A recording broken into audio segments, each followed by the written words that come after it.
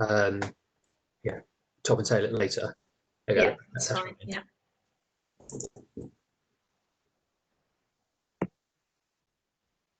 So we've got quite a few people coming in. That's good.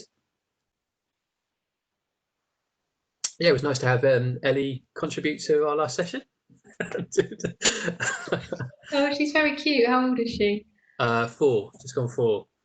But we've lovely. We're locking down this week because she's having a small operation on her ear next week. So we're all stuck in the house for the week. So it's possibly the worst week we could lock down. But oh yeah, because you're sort of in this 24/7, aren't you? Yeah. Oh, so good. I think the little kids are fascinated in kind of talking to a screen, and I know with my nieces they were kind of they didn't really understand that I knew people that they didn't know. Who are these people that we don't know? That's work. I don't know them. Right, I'll let you get going, Mike. Great stuff.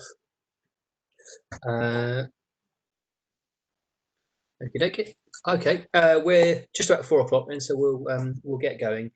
Just to say, this session is being recorded. So if you need to recap it or you missed the start, then it is available, and it will be available via our festival website. I'd also say if you have any calendar invites or reminders set up for events for this week, please delete those and go via the festival site, as we've had a rejig of some of the WebEx links, so you may end up going to the wrong session if you don't go via the website. So just to make that point before we get started. My name's Mike Wilson. I'm a senior lecturer in digital learning and innovation with academic development. And with me, I have Amy Barlow, Head of Academic Development. Hi, everyone. And today we're going to look at the using the Moodle template that's been developed since lockdown and kind of the process behind that. So the learning outcomes for the session are that by the end you'll be able to identify different delivery methods for teaching at distance, predominantly flipped and blended, and what those mean and how they link together. You'll understand how to use the UOP module template. You'll be able to describe how regular knowledge check activities can improve distance learning. And finally, identify which key components of online teaching can be retained when face-to-face teaching resumes. More than happy to take questions as we go through. I would ask that if you could mute your mics as we work through, though. And if you ask a question via the chat, we'll relay that through as we go, or we'll answer it at the end because we'll have plenty of time for questions at the end of the session as well. Okay. So here's a quick outline of what we'll cover in the session. We'll have a quick introduction, which we're really doing at the moment. Then I'll hand over to Amy to talk about the guiding principles which the template was designed against. We'll look at the rollover and template workflow process in terms of you getting access to the template. Then we'll spend the most of our time looking at the template itself, kind of how it works, what's involved, how it all fits together, how you can vary it up, and how flexible it is. And that will really lead us on to the styles that are available to you, and that flexibility, and how you adjust the blend of the template to help deliver face-to-face sessions when that happens, and potentially flip back to fully online if you need to, or if we are locked down again at any point.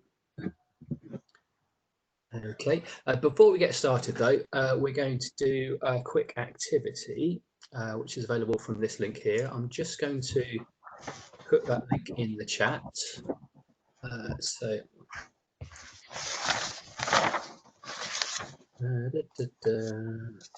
so I'll just type the link, not in the chat window,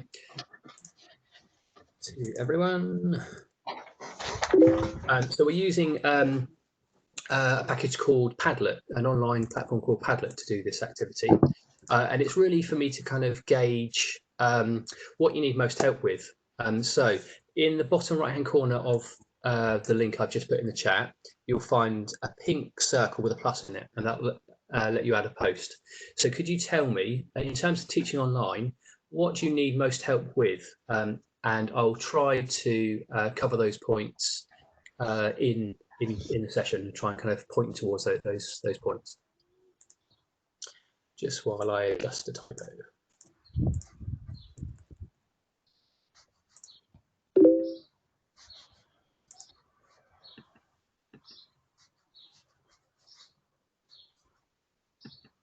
Okay, so we've got some posts coming through already. Thank you very much for that. So how to make sessions interactive, encourage student engagement. Yeah, that was very much a key point in this morning's session as well.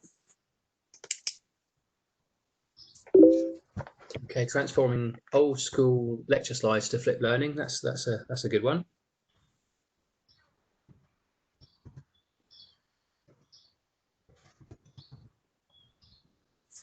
Two flips. Okay, I've got a good idea for that one. How to roll over video panels into the new template. Yep, we can cover that. We've got a number of tools to do that. Okay, how to use books and video content in an exciting way. I'll definitely cover that. There's we've got some news in terms of a new video recording package called Panopto, which will really help with that as well. So when we get to the book section, I'll flesh out what I mean, how Panopto can be used in conjunction with books to make it very engaging and exciting.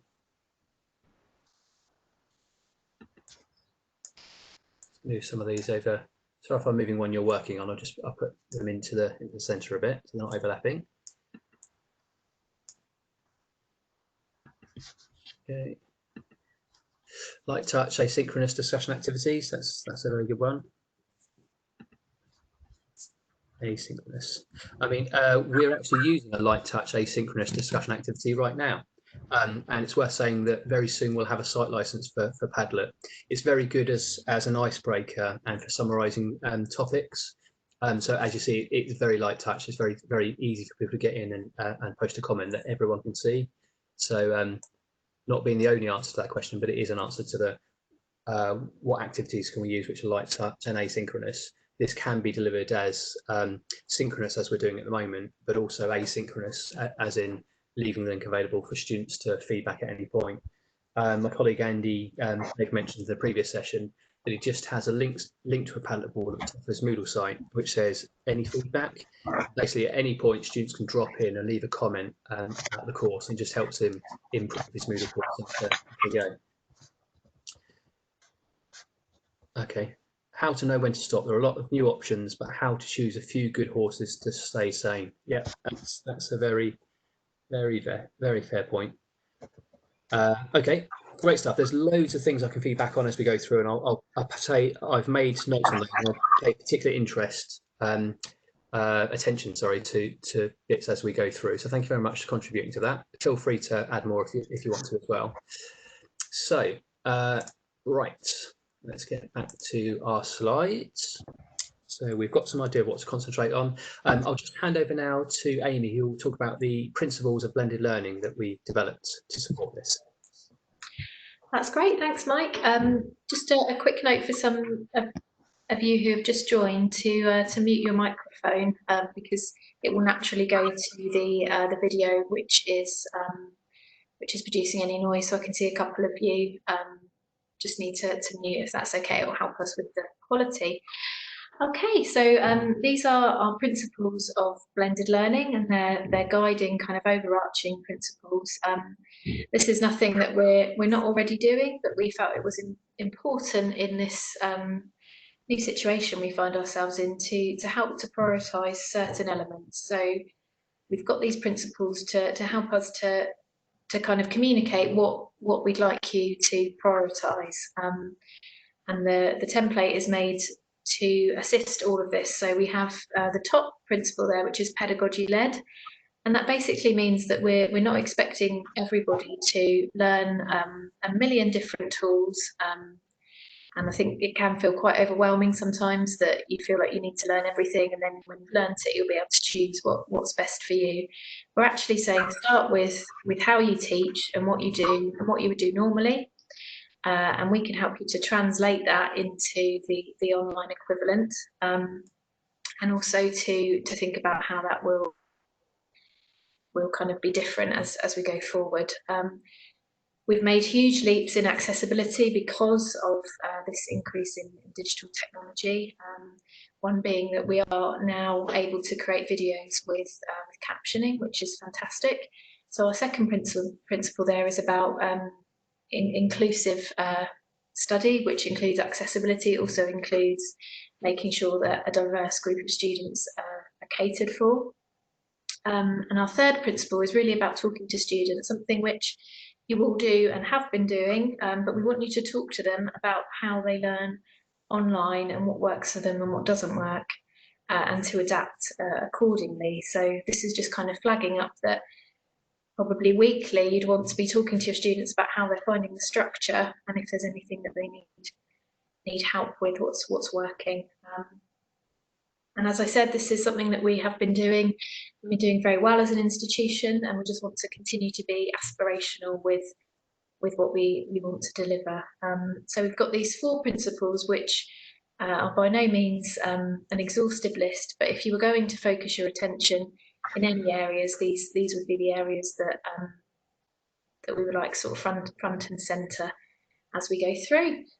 So that's enough for me. We're going to get into the nitty-gritty of the template. The only thing that I would like to highlight is that this is a flexible recommended delivery model. We're not going to tell you how to teach, what order to do it in.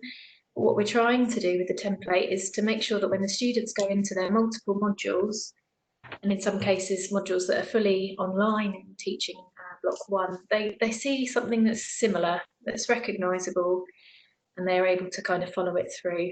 So I think where we work in one module, or perhaps a couple of modules, the students are getting that course level experience, and anything we can do to help them with signposting and following their kind of study activities is beneficial. Okay, I'll hand back to you, Mike. Great stuff, thank you.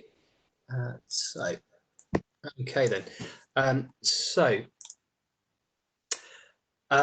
going to flip things around very, very slightly before we get into the template itself. I'm just going to tell you a little bit about what flipped delivery means, because it really does is the main mechanism for delivering the template. Flipped delivery is a type of blended learning.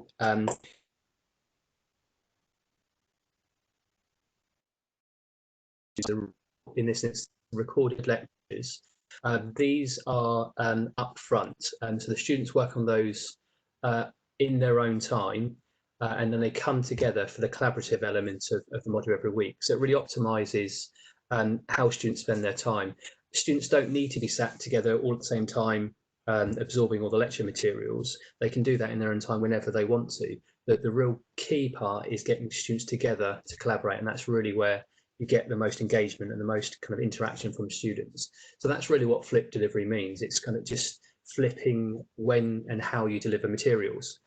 When we talk about blended learning, so flipped is a version of blended learning, but the blend in this case really concerns which elements are taught face-to-face and which are taught online. So there's a very obvious point where we can adjust that blend in that the group collaboration activity, which I'll talk about in a minute, is a key point that we can deliver that face-to-face if we're able to, or we can deliver that online synchronously using tools like WebEx and Google Meet if we need to, if we ever have to get locked down again. So that's what we mean by flipped and blended in this context.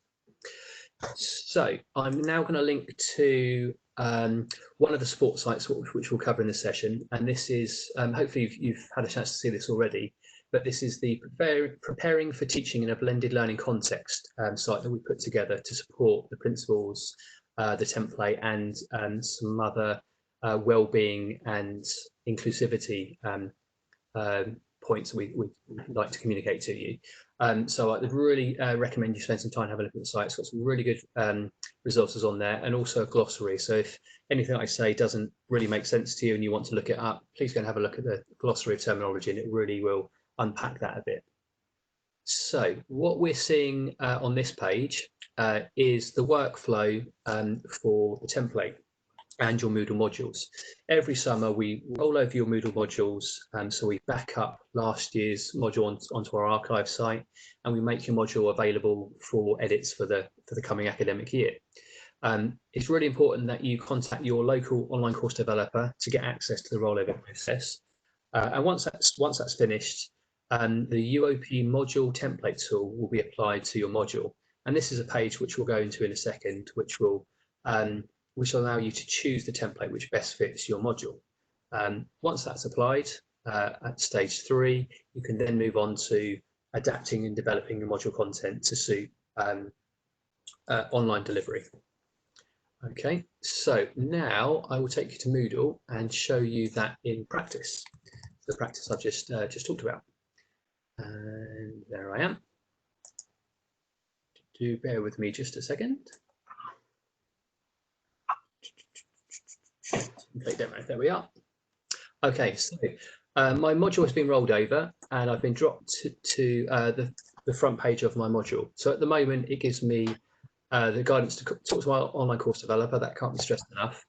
A link to the site that I just spoke about, the preparing to teach in an online blended learning context, and importantly, your choice of what template to use. In the majority of cases, so the high 90% of cases, we'd recommend that you use the UOP module template. And this is really just guidance about how to teach online with a flipped delivery mechanism in place.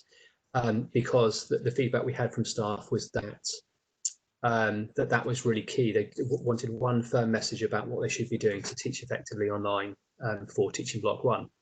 And I'll take you through that in detail. There is another option though. If you're an experienced online teacher, you've done it a lot, you've got a style and approach that you would normally take, as a lot of departments will, predominantly departments like ICJS that teach a lot of distance modules. Then there's also an additional format here, which will just apply a weekly format to your module, because that really is key. Most modules at the moment are topics based.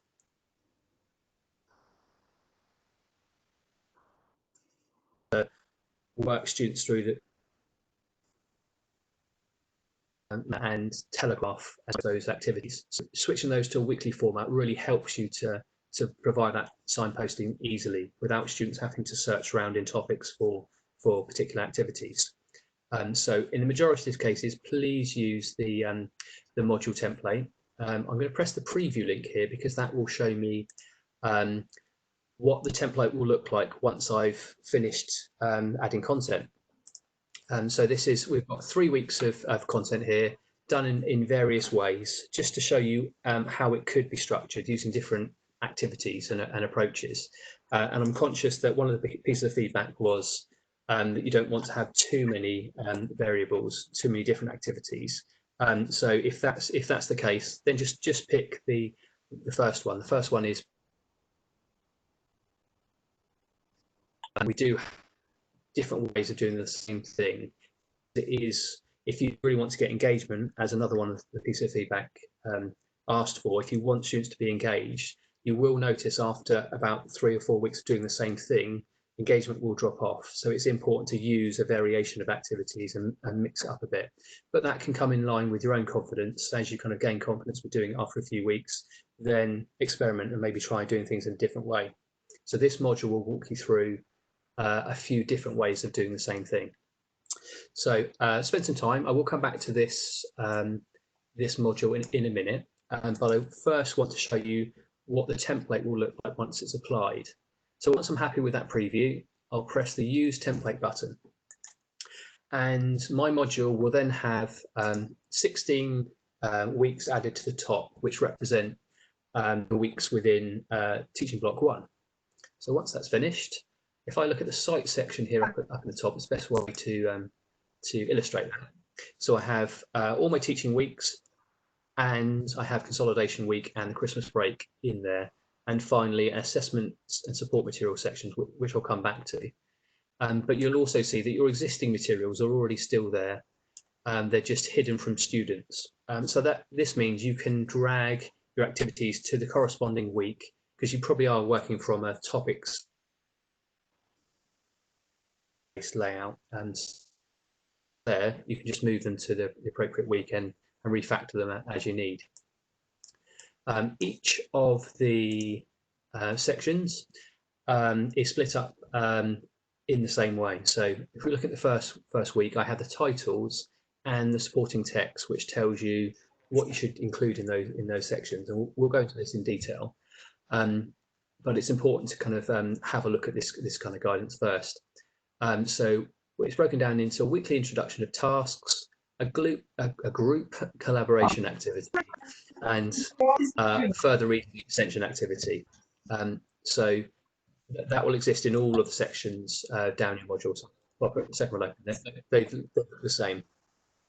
So if we explore that now with an example in mind, so our preview module, you will see at the top under the weekly introduction, this first section is the guided self-study. So this is you're guiding students to do a particular set of tasks, but the students will conduct those tasks in their own time, whenever works for them. We'd really encourage you to have a text description of what you ask the students to do, but also really importantly, because it's self-directed study, please include a video as well. As a piece of best practice, I found adding the video last is most useful, because you'll have clear in your head what you expect the students to do, and the text description really acts as a script for that video. But because students are coming to it on their own, a welcome video really kind of helps. It makes it feel more personal. It kind of it's not students working on their own, that they are working to a task that's been set to them by a person. It's really worth doing. I'll just highlight to you how easy it is to create those videos. If edit this, is that question? Sorry to interrupt you, Mike. We're getting a bit of interference here, I think, from people who aren't muted. So I didn't want you to get broken up. So just again, can everybody mute their microphones? I can see Karina, I think, and Marina. It says Karina. Or Mike can mute everybody and me. I think, yeah, that's exactly it.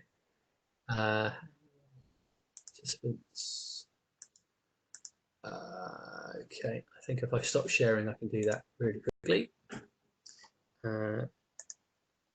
Moodle, there we go. And then, so you're all muted, and then you can come back in if you need, not a problem at all. So share, okay, I'll go back to sharing my screen. So I want to show you how quick and easy it is to add a welcome video in a section. So if you, with editing switched on, if you edit the label which corresponds to the weekly introduction, you will see in your text editor at the top of the page this video icon, and it's a very, very straightforward video icon. You press the button, you're prompted to start the video recording, and then accept that you're okay with that recording. And so it's 3 buttons and you're done, and then it will insert that into the page for you. So really, really straightforward. You get a bit of a knack for it the more you do it. After my first 2 or 3, I was personally very confident with it. It's very straightforward, but it is really important to give students that feel of kind of friendliness to the module. So also in this weekly introduction, so this is the self-guided study. It's also where you would deliver your recorded lecture material or taught sessions. And we'd really encourage you to do this via a Moodle book, because if you just upload a 1-hour lecture, students will dip off quite quickly. Their engagement and their interest will wane. So what we said is, if you create a Moodle book, and I'll show you how to do that in just a second, because it is very straightforward. Create natural breaks within your sessions, but they should, I've put down 15 minutes here, but they should actually be somewhere between 5 and 10 minutes, and put that recorded section within a chapter of the book. And that just really keeps students on task a bit more, that they can see that it's not actually a 1 hour recording to watch. It's a number of shorter recordings. They can go off and do something else and come back. They don't have to do it all at once.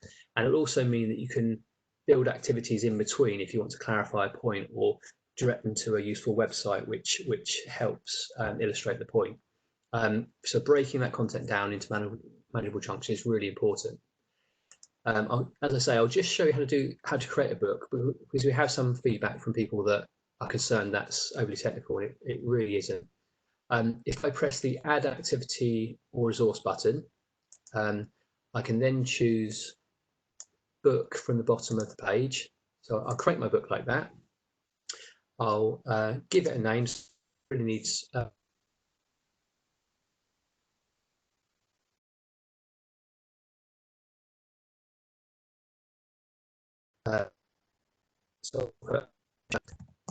and then my book is created. I'm then asked for a chapter, so that the chapter titles are really those topics that you've broken your lecture down into. So I'm just going to put topic 1, and then in brackets I'll put that this video is 8 minutes long. So it's very motivational for students. Like I say, it's only an 8-minute video, and they can do other tasks in between. If they're interrupted at home, they can just jump back in where they left off. It's very easy to use this icon to drop in the embedded video link that is provided to you. We now have access to a new recording piece of software called Panopto, which you will have access to in the next couple of weeks. And that's really straightforward. It's really been designed to make recording lectures and talk sessions very straightforward. I'll just point you towards some support resources so you can have a look in advance of that being released. But when you have a look at these resources, you'll see that it is a very straightforward system. You can split videos, you can add questions, but it's very intuitive. So support.panopto.com. So I take that embed link from my recorded video, I pop it in here, and I press save, and that's it. It really is that straightforward to break your content down into those sections. But it is key to kind of keeping students engaged, shorter rather than long and very detailed. We'd encourage you to include your slides that you use, if you use those, as an accompanying piece of material for students. If you've included a detailed image, or we've linked to another website, I often find myself, I want to go back through those materials and kind of hone in on them and then kind of read around the subject. But if you include the slides, it makes that possible for students.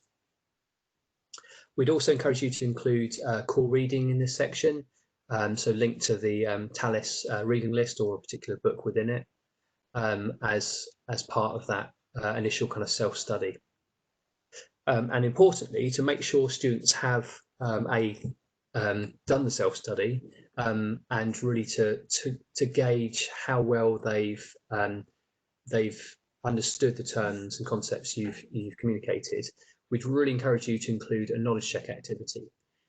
You can do that in a number of ways. The most straightforward way would be to create a Moodle forum and ask an open question of, what did you find most challenging in this week's materials? So you get a feel for what most students struggled with, and it gives you the opportunity to recap that during the group collaboration activity.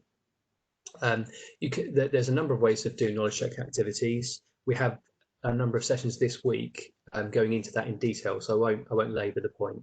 But you can do it via a Google form. You can ask right or wrong questions with an open question at the end. You can use Nearpod or as I say, a Moodle forum or a Moodle quiz to deliver that.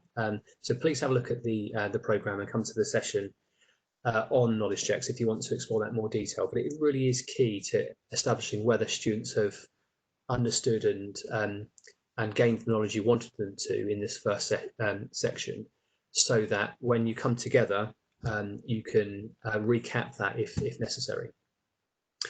So I'll hand over to Amy now, who's going to talk about the group collaboration section. Just move my slides on a bit. That's great, thank you, Mike. There are a couple of questions in the chat about Panopto. If you want to have a look there. Yes.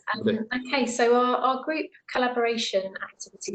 So basically, the template is no more complicated than what we're showing you. It means you're in weekly format, and it follows that pattern of your introduction, which we're recommending as a video, and all of the kind of the conceptual, the resources, the reading, any lecture clips, the bits that get across the particular topics for that week are the first thing. And then you can move through a knowledge check activity into the collaboration activity. So this is where, with the introduction of those face-to-face hours, it can get confusing. So I just want to try to kind of clear that up a bit. So the collaboration activity is kind of your seminar activity. So it might be that you're having small group tutorials, or you would normally have a seminar. You might still have that seminar because you've had the chance to timetable the hours for it. And that's what's been decided for your course, in which case you can do something in the collaboration activity which precedes that, in terms of a very simple forum discussion or a couple of questions or a quiz. You can do something in that space which will add to that seminar, doesn't need to replace it. So it complements what you're doing as face-to-face. So your collaboration activity will be happening in your contact time, and those hours, whether that activity is done in the VLE or done in the room, is exactly the same in terms of contact hours.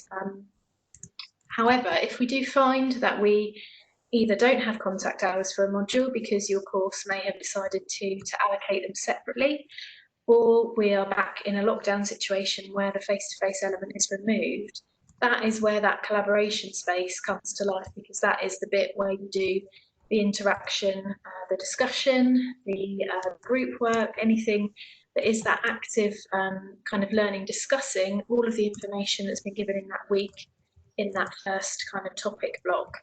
So we're kind of advising, in terms of planning, just I think to help people keep their sanity and not feel like they're duplicating. You almost want to plan in that template and think about your contact time, but be kind of aware that if needed, you could pretty much teach your curriculum from that week by maybe adding a bit more in terms of collaboration if there's no face-to-face. So there's lots of creative ways to use that space. There's forums, there's group discussion activities. You can give over the collaboration activity to a particular group of students to lead for a week. So they take a week each. So it's really up to you how you use it. But I think for me that's the active learning, that's the seminar engagement and the unpicking of the concepts that have been delivered first. Okay, I'll hand back to you, Mike. No problems. Okay, thank you very much. I've just answered a few questions about Panopto. I didn't get through all of them. I got down as far as who owns the copyright for Panopto video, and that the university does, as it does for all teaching resources, I believe. But it's certainly not Panopto who own the rights to our videos.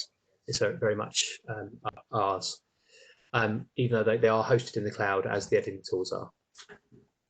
Okay, so the next section within the template, I'll pop over to the Moodle course we were working from, because that's the best way to illustrate this.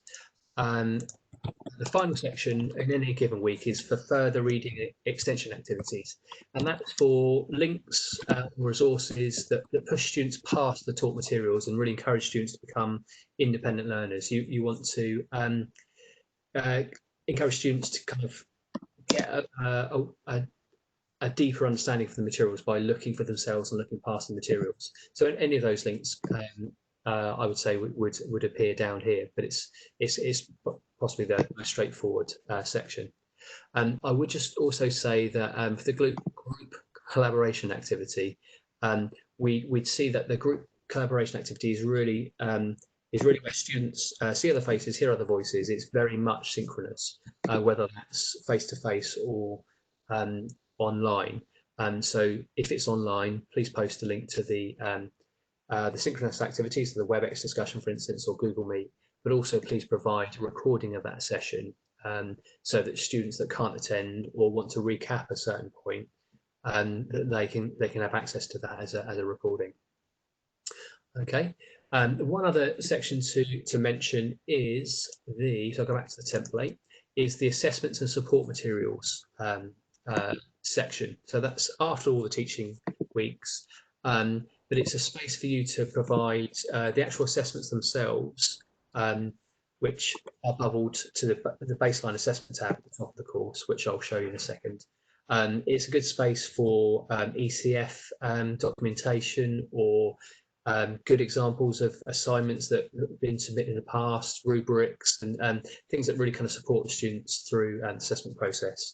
Links to services which, like the Maths Cafe, for instance, would be well housed in this section. But where students will see a lot of their assessments is under the assessments tab at the top of the page, by tagging your assessments as summative assessments. They get bubbled to the top, so they're always front and center and available to them. But this link, the assessment support materials link, will take them down to that fuller section of materials.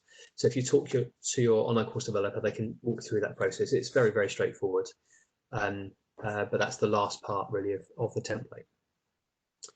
So I'll come back to my slides so I can find out where we are. So we are halfway through.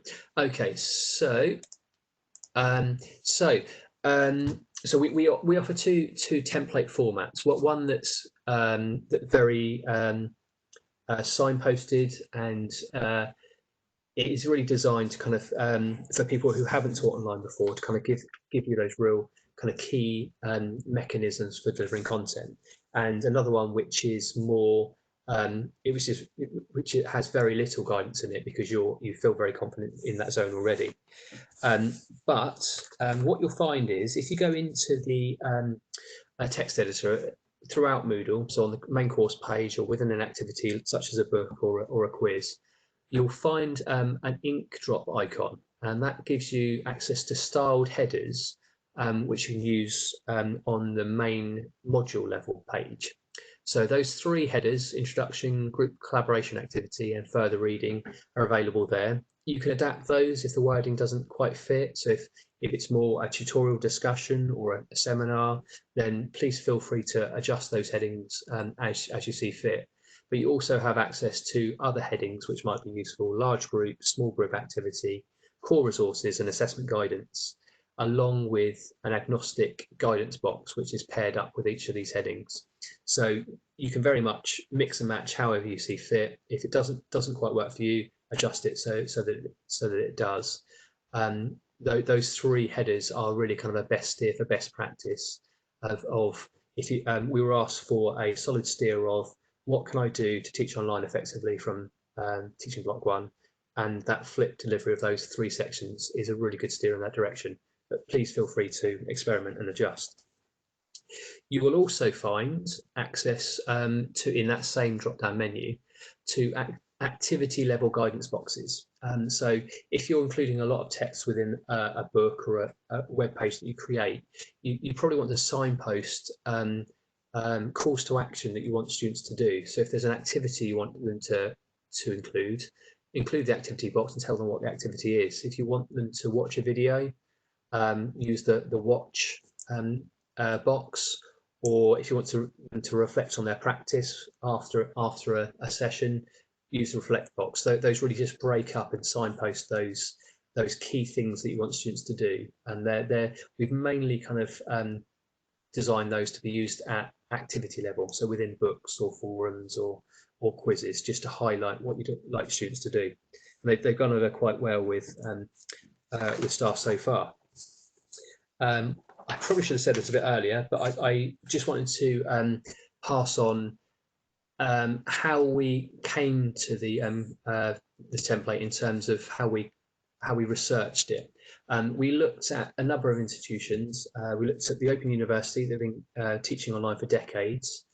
We spoke to our faculty of ICGS, or our department of ICGS, the Institute of Criminal Justice Studies, who deliver a lot of distance modules. And we also spoke to academics that had been teaching online from lockdown in April. And via that conversation, we got a lot of student feedback about what they felt worked and what they felt didn't work. We have factored that in to the structure of the template. So I personally like to thank Roger Bai in Business and Law, who is very, very approachable and forthcoming with advice in that area, and it kind of opens some doors talking to other staff about student feedback. So I just wanted to kind of express how that feedback has kind of influenced the template. Okay, cool. So we've now got to the point where so we have. I think this is a point where I hand over to Amy to talk about the blend between face-to-face and talk sessions and kind of where we are with that in terms of the university guidance, I guess. That's great, thanks, Mike. Yeah, so it's just to reiterate part of the discussion that's been happening in the sector around contact hours, and we know from the QAA that the codes that we use to kind of mark whether things are a lecture or a seminar don't really translate into this kind of blended approach. So you don't necessarily have the option to say this is going to be an online discussion or this is going to be an online recorded lecture. But in terms of your contact hours and what you're delivering, if you imagine a distance learning course who never have any face-to-face contact, as some of you may have experience teaching on, they would have a lecture, and that lecture could be captured in multiple clips. It could also be captured in a piece of reading or in a facilitated discussion. And it's important to understand that these activities swap out that contact time. So if you don't have contact time scheduled, you'd be thinking, okay, so I would roughly be delivering a couple of hours in a seminar for this week. I'm going to ask the students to spend, approximately X amount of time contributing to an online task, discussion, collaboration. They're also going to be in an online workshop, which might be an hour, because necessarily longer than that is quite difficult. So it's just to think about the equivalent rather than the adding on. And some of you may find that you actually have it easier in terms of structure because you've lost your large lectures, so you can provide that lecture content here in the template, but then you still have your seminar, so you can follow up quite easily in that face-to-face session. So we are getting some questions coming through about how you do practical lab works. There is a lot of guidance out there about swapping alternatives for practical. Obviously, it's very difficult you can't create a lab environment, but sometimes it may involve a bit of a rejig of the curriculum. We do have expertise in VR and Labster in the university, and we're happy to put you in touch with experts or to talk to you about alternatives for some of those more tricky modules. There's normally a creative solution to be found here. So with H5P, that is a tool in Moodle which helps you to build in interactivity. I'd really recommend having some training on it if you haven't seen it. It sounds a bit daunting. It's really not. It's quite an easy way to pull in things which can be quizzes or small drag and drop activities, to edit a video and put some animations and questions and prompts in. So if you wanted maybe one thing to do, if you're feeling a bit overwhelmed and you wanted one thing to focus on, I would probably say that in terms of Moodle, H5P is a good place to go to. Would you agree, Mike? I would, yeah, definitely. Yeah, it's really really easy to create them, but also the support guides are very, very straightforward as well. So we can give access to the website, which will walk you through all the available interactive elements. Yeah, so it's just a case of really choosing something you think will illustrate the point you're trying to make, and then working through the guide. It's really, really straightforward and really engaging for students. I was just having a look at one of the questions about seminar groups. And it came up in the previous session. So if you have 20 seminar groups, do you have to create a link for each of them? Will the students see all of those? I think is the crux of the question. you can use the Moodle's grouping functionality to restrict activities to set groups. And Tom Langston, who's in the chat, runs a very good session on this, which you can find in the academic development calendar. But really, students will only see, if you use that functionality, they'll only see the group they need to contribute to. They won't see a long list of them. And as an academic, you'll get drop down, which lets you jump to the particular group. So I encourage you to have a look at the calendar to answer that one. It's got some really good content on it. I'm going to go back and just show, and actually just following from Amy's point about H5P, here's an activity that was created in H5P just to illustrate the blend and the type of activities you can use within your modules. And so this, as I say, was created in H5P. It's 2 images, which has got a slider which you add over the top. So the first one is fully online. Here's some examples of what you could include in each of those sections to give you an idea of what to start with. If you feel intimidated by that list and you don't want to do all of them, don't, just pick the easiest one for each section, which would be a welcome video, a Moodle book for your recordings, use WebEx for your group collaboration activity online, and then link to some websites in the further reading section. It can be as simple as that. But as you want to mix it up a bit, you can start to include some other activities which give the students variety. And then following on to the engagement questions we've been asked, really, if you want to engage students, you need to get them to collaborate, you need to get them to talk and to take part in those activities. And it's also important to mix up your activities so they're not the same every week, so they don't get bored with the same process. You need to keep them on their toes a little bit, but you can do that gradually as you become confident with those activities. If I drag the slider over this, you'll see some other examples of what you can include in each section, using quizzes for knowledge checks, for instance, or using Panopto for your videos, which we'd highly recommend.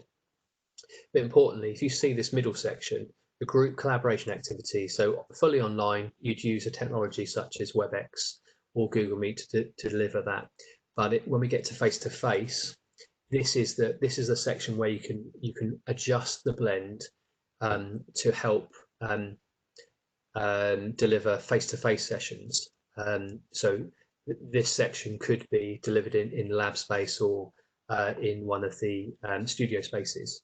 If you're able to do that, but it could quite easily be flipped back to an online activity if lockdown interrupts that process. Okay, so just a little visual to show you that. Okay, we're coming towards the end.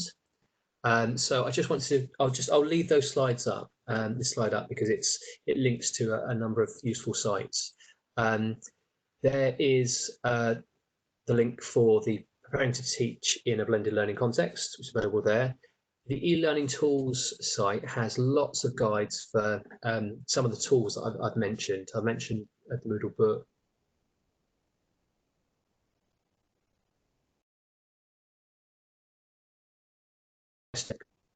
You'll find contact details for your local online course developers as well, so it'll be well worth your time there. We have also developed 6 online modules, which you can find at the following link. They're not very long. They're nice and digestible. The first of which is the Principles of Online Design, which covers this content in more detail and walks through the process of using the template and how it works. We also cover active blended learning, so taking that process further. If you want to engage with students, as a number of you have asked for, we run a module on online communities and communication. So some real practical tips there for engaging students. And you'll also find one on quality, diversity, and inclusion. And as I said, there's 6 modules.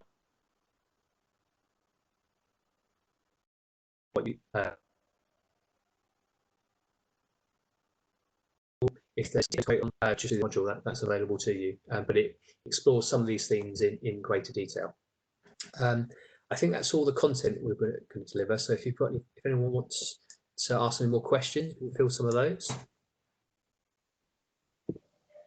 There are a couple in there about, so Ben's asked about uploading Camtasia videos to Panopto. As far as I know, you can do that, can't you? So you can upload and then it will give you a share link, so that's quite easy. And Steve has asked, can you upload Camtasia to Moodle? That you use Panopto for your screen capture, and that will give you a kind of is it an embed code, or does it give you like a hyperlink? It gives you an embed code, yeah. An embed code, so you just embed that into the editor, and that will link you to that content. So quite straightforward and quite quick to use. Just follow. Sorry. I just want to follow that point that we're going to do that programmatically as well. So all the Camtasia videos that already exist, we're going to migrate those into Panopto. So you'll get once those are processed, you'll get an email saying your new video is available on Panopto. So you don't have to do that yourself; it will be done for you. Absolutely. And Val has asked a little bit about how we can track engagement with the H5P resources. So I know that we have got some metrics around engagement. Is that as granular as H5P? H5P? I would say so that there's a report in Moodle that's called the course participation report. If you go to the cog icon and then reports course participation, you'll see a list of all your activities on your module. So if you've got a H5P activity in there, it'll give you a yes or no whether students have gone in and looked at it. So you'll be able to see whether students have. It's not the level of engagement, but it is whether they've actually opened it and had a look. So you'll get a very quick flavour of whether a lot of students have accessed it or they haven't. That's great. I'm just putting the links that are on the slides into the chat for you. So that one is our main kind of guidance site. The next one coming up here is our Moodle training modules. The good thing about those modules is they're kind of modelling what this looks like, so you can see what it looks like in practice. It's quite overwhelming to think about this in terms of your whole year ahead and what's going to happen. Having worked with this template, I'd recommend kind of maybe stepping away from Moodle and planning and thinking through your weeks, what you've already got and what you would do, and then perhaps come to Moodle and build it, so that you're not trying to build your weeks fitting in with Moodle. You want to build it the way you want to teach it, and then make Moodle fit around you. I think that's probably the easiest way to describe it. If there are any last questions, we can take those, or alternatively you can email elearn@port.ac.uk for individual training.